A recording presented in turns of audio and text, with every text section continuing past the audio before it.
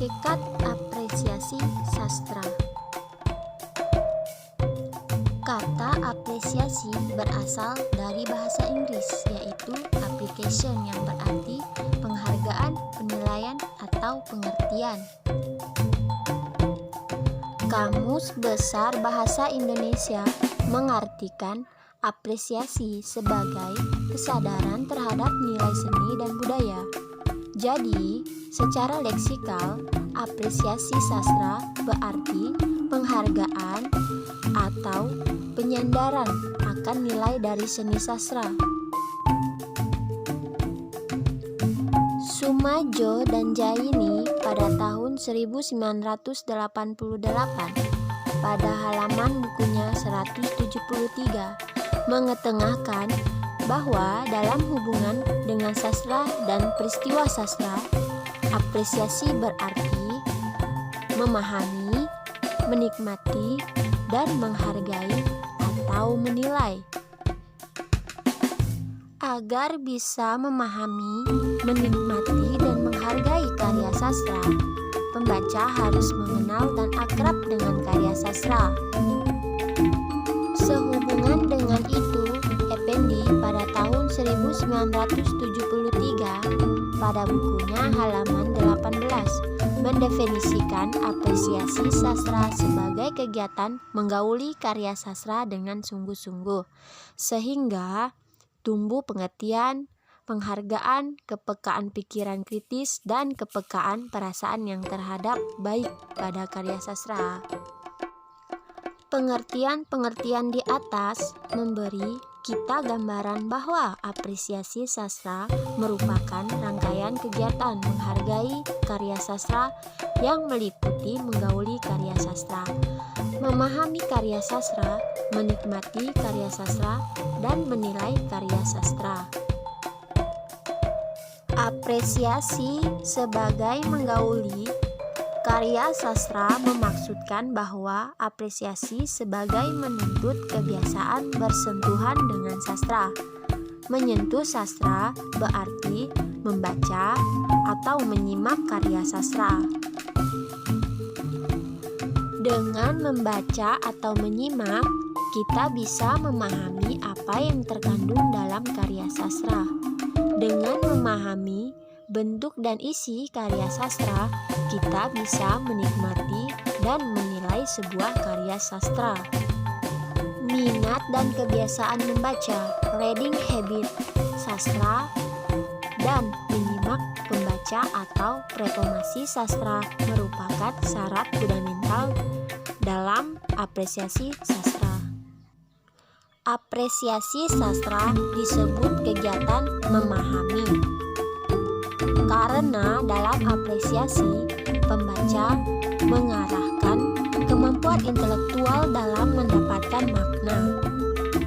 Sudirman pada tahun 1990 atau pengertian atas apa yang dibaca atau disimak.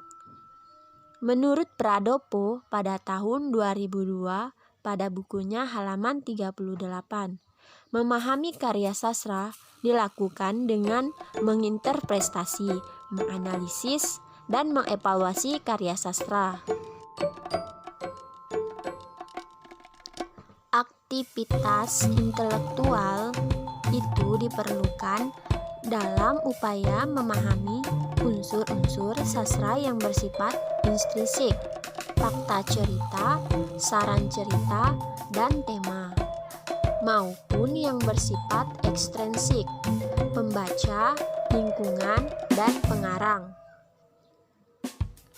Apresiasi sastra disebut kegiatan menikmati, karena dalam apresiasi, pembaca melibatkan emosi dalam merespon unsur-unsur estetik karya sastra. Square dan Taba dalam Aminuddin pada tahun 2002 pada bukunya halaman 34. Realitas atau peristiwa yang disajikan pengarang menimbulkan gejolak perasaan tertentu pada pembaca. Semakin pembaca terlibat dalam dunia khayali yang disajikan pengarang, semakin kompleks emosi yang bermunculan. Seperti dikemukakan Rusyana pada tahun 1984 pada bukunya halaman 332. Apresiasi menimbulkan adalah kegairahan dan kenikmatan pada sastra. Keterlibatan emosi itu membawa pembaca untuk bersikap dan berefleksi terhadap karya sastra, yakni menarik makna atau pesan tertentu dari karya sastra bagi dirinya. Apresiasi disebut kegiatan menilai karena melibat penilaian pembaca terhadap karya sastra. Berhadapan dengan karya sastra, pembaca sudah memiliki sikap, pandangan, pengetahuan, bahkan kerangka teori tertentu. Dengan bekal itu, pembaca dapat menganalisis atau mengkritis karya sastra baik dari segi bentuknya, isinya, maupun nilai-nilai atau pesan yang disampaikan melalui karya sastra. Berdasarkan paparan di atas, dapat dirumuskan sebuah definisi operasional bahwa apresiasi sastra adalah kegiatan menggauli, memahami, menikmati, dan menilai karya sastra sedemikian rupa sehingga tumbuh pengertian, penghargaan, kepekaan, pikiran kritis, dan kepekaan perasaan yang baik terhadap karya sastra. Bentuk-bentuk apresiasi sastra. Pemahaman dan penghargaan terhadap karya timbul dari aktivitas mengakrabi karya sastra. Aminuddin pada tahun 2013 pada bukunya halaman 39 sampai 40 mengetengahkan dua bentuk kegiatan mengakrabi karya sastra, yakni kegiatan langsung dan tidak langsung. Apresiasi sastra secara langsung mewujud dalam kegiatan membaca atau menikmati cipta karya sastra berupa teks maupun performasi. Sederhananya, apresiasi berlangsung ini berbentuk tidak membaca atau menyimak, memahami, menikmati, dan mengevaluasi puisi, cerpen, novel, drama dalam bentuk teks maupun penampilan. Apresiasi sastra tidak langsung dapat berbentuk mempelajari teori sastra, membaca artikel yang berhubungan dengan kesastraan, maupun membaca buku atau esai yang memuat pembahasan atau penilaian terhadap sastra. Kegiatan tersebut sangat berguna untuk tingkat merekreasi, yakni tingkat apresiasi di mana pembaca mampu menafsirkan isi karya sastra dan mampu menilai baik buruknya sebuah karya sastra. Tingkat refleksi adalah tingkatan di mana pembaca mulai menyadari bahwa sastra bukan sekedar permainan bahasa atau bunyi bahasa. Sastra ternyata menyediakan sesuatu yang dapat diambil manfaatnya. Dari sastra, pembaca menemukan nilai-nilai hidup tanpa merasa digurui atau diceramahi. Kedalam refleksi atau kualitas reaksi, pembaca terhadap karya sastra ditentukan oleh kedalam pengetahuan sastra dan kedalam penghayatan terhadap karya sastra. Semakin mendalam pemahaman akan sastra dan penghayatan terhadap karya sastra, semakin bermutu pula refleksi atau reaksi terhadap karya sastra. Dalam tahap refleksi ini, kemampuan intelektual pembaca bekerja lebih giat karena pembaca tidak hanya puas memperoleh kenikmatan dan menemukan pengalaman, tetapi juga ia ingin tahu mengapa karya tersebut memberinya kenikmatan. Ia berusaha mengungkapkan hal-hal yang ada di balik karya sastra. Ia menelaah unsur-unsur pembentuknya, berusaha mengetahui kaidah-kaidah pembentuknya karya sastra, unsur-unsur cipta sastra, dan dengan pengetahuan itu, ia juga dapat menilai kualitas sebuah karya sastra.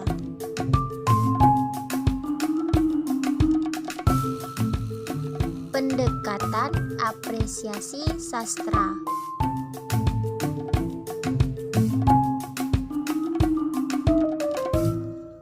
Pendekatan apresiasi sastra memaksudkan prinsip-prinsip dasar atau kerangka atau landasan teori yang digunakan dalam proses mengapresiasi karya sastra. Aminuddin pada tahun 2013 pada bukunya halaman 40 menyebut beberapa pendekatan dalam proses apresiasi sastra, yakni pendekatan paraprasis, pendekatan emotif, pendekatan analitis, pendekatan historis, pendekatan sosiopsikologis, dan pendekatan didaktis. Namun, di sini kita hanya akan membahas 3 pendekatan yang akan digunakan dalam praktik apresiasi sastra. Pendekatan paraprasis.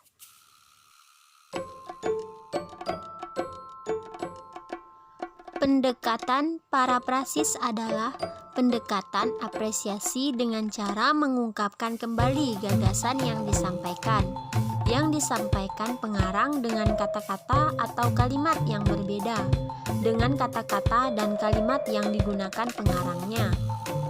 Tujuan adalah menyederhanakan pemakaian kata atau kalimat seorang pengarang sehingga pembaca lebih mudah memahami kandungan makna yang terdapat dalam sebuah karya sastra. Pendekatan ini berlandas pada pandangan, yakni A. Gagasan yang sama dapat disampaikan lewat bentuk yang berbeda. B. Simbol-simbol yang bersifat konotatif dalam suatu karya sastra dapat diganti dengan lambang atau bentuk lain yang tidak mengandung ketaksaan makna. C. Kalimat-kalimat atau baris dalam suatu cipta sastra mengalami pelepasan atau dikembalikan kepada bentuk aslinya. D. Pengubahan suatu cipta sastra yang semula disimbolik dan eliptis menjadi suatu bentuk kebahasaan yang tidak konotatif akan mempermudah pembaca memahami kandungan makna dalam suatu bacaan. E. Pengungkapan kembali suatu gagasan yang sama dengan menggunakan media atau bentuk yang tidak sama oleh seorang pembaca akan mempertajam pemahaman gagasan yang diperoleh pembaca itu sendiri. Pendekatan emotif.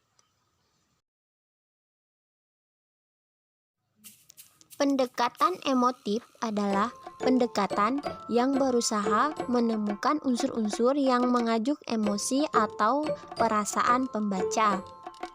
Pendekatan ini didasarkan pada pandangan bahwa sastra adalah bagian dari seni yang memberikan hiburan, kesenangan, atau dapat dinikmati. Dengan menerapkan pendekatan ini, pembaca diharapkan dapat menemukan unsur-unsur keindahan maupun emosi-emosi yang terdapat dalam bentuk penyaji pengalaman dalam karya sastra, isi karya sastra, maupun gagasan-gagasan yang dikemukakan dalam karya sastra. Dalam pelaksanaan pendekatan emotif, pembaca akan dihadapkan pada pertanyaan seperti, adakah unsur-unsur keindahan dalam karya sastra yang dibaca? Bagaimana cara pengarang menampilkan keindahan itu? Bagaimana pembaca dapat menemukan keindahan itu dan berapa banyak keindahan yang ditemukan? Dan lain sebagainya. Keindahan dalam karya sastra bisa ditemukan pada peristiwa yang disajikan, pola penyaji peristiwa, gaya bahasa, citraan, paduan bunyi, latar, tokoh, dan perwatakan, serta unsur-unsur sastra lainnya. Pendekatan analitis. Pendekatan analitis analitis adalah pendekatan apresiasi sastra dengan cara memahami gagasan, cara pengarang menampilkan gagasan atau mengimajikan ide-idenya, sikap pengarang dalam menampilkan gagasan-gagasannya, elemen intrinsik dan mekanisme, hubungan dari setiap elemen intrinsik itu sendiri, sehingga mampu membangun adanya keselarasan dan kesatuan dalam rangka membangun totalitas bentuk maupun totalitas maknanya. Pendekatan analitis dalam apresiasi sastra didasari oleh pandangan bahwa karya sastra terbentuk atas elemen-elemen tertentu. Setiap elemen dalam karya sastra memiliki fungsi tertentu dan senantiasa memiliki hubungan antara yang satu dengan yang lainnya, meskipun karakteristik masing-masing berbeda. Karena setiap elemen memiliki karakteristik, maka antara elemen yang satu dengan elemen yang lain dapat dibahas secara terpisah, meskipun pada akhirnya setiap elemen itu harus disikapi sebagai suatu kesatuan. Penerapan pendekatan analitis ini dapat diawali dengan membaca teks secara keseluruhan.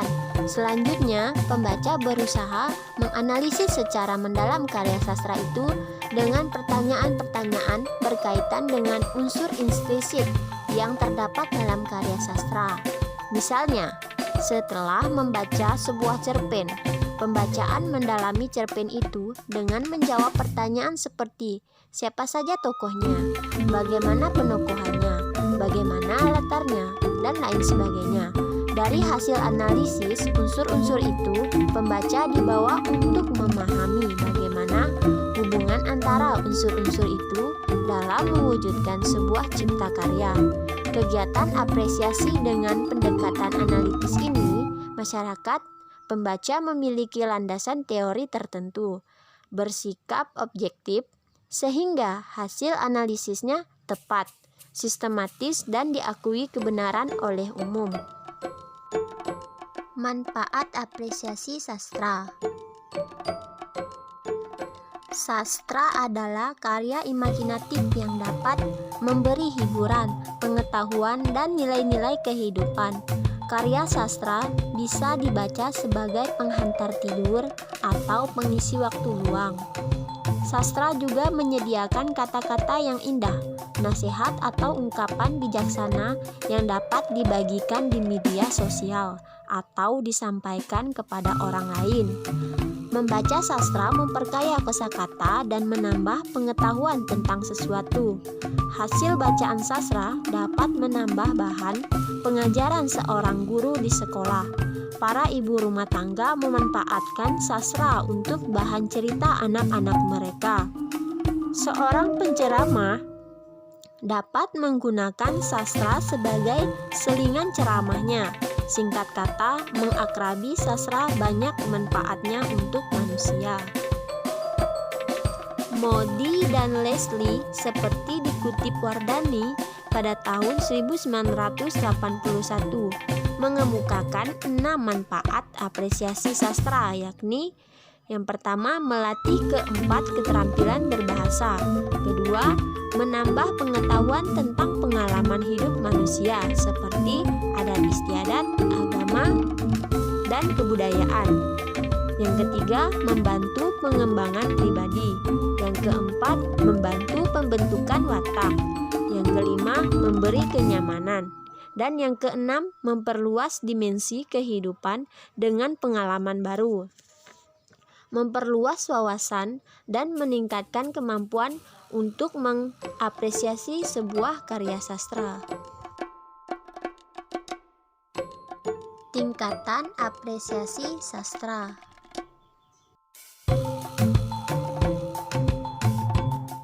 Apresiasi sastra adalah proses mengakrabi karya untuk memperoleh kesenangan dan manfaat dari sebuah karya sastra. Untuk memperoleh kesenangan dan manfaat sebuah karya sastra, Apresiator dapat melalui 3 tingkat apresiasi sastra, yakni tahap simpati, empati, dan refleksi diri. Santinem pada tahun 2019 pada bukunya halaman 10. Tingkat simpati. Tingkat simpati adalah tingkatan apresiasi di mana seseorang merasa tertarik terhadap karya sastra dan berkeinginan untuk membaca atau menyimak karya sastra tersebut. Disik dalam Waluyo pada tahun 2002 pada bukunya halaman 45 menyebutnya tingkatan menggemari, yakni tingkatan apresiasi di mana keterlibatan batin pembaca belum kuat. Tingkat empati. Tingkat empati adalah tingkat apresiasi di mana pembaca mulai bisa ikut merasakan dan terlibat dalam isi dalam karya. Disik dalam Waluyo pada tahun 2002 pada bukunya halaman 45 menyebutnya tingkat menikmati, yakni tingkatan apresiasi di mana keterlibatan batin pembaca terhadap suatu karya sastra sudah semakin mendalam. Pada tingkatan empati, pembaca akan ikut senang, sedih, terharu, bahagia, dan sebagainya ketika membaca karya sastra. Pembaca menikmati karya sastra karena merasakan karya sastra dapat menghibur dan bermanfaat bagi dirinya. Dengan kata lain, empati merupakan tingkatan apresiasi yang didominasi oleh pergulatan emosi. Pembaca seolah berada dalam pengalaman yang diceritakan pengarang. Ia dapat merasakan kesenangan, kegembiraan, dan sebagainya, seperti di lukisan pengarang. Dengan imajinasi, pembaca dapat menangkap dan membayangkan kejadian-kejadian yang terdapat dalam karya sastra.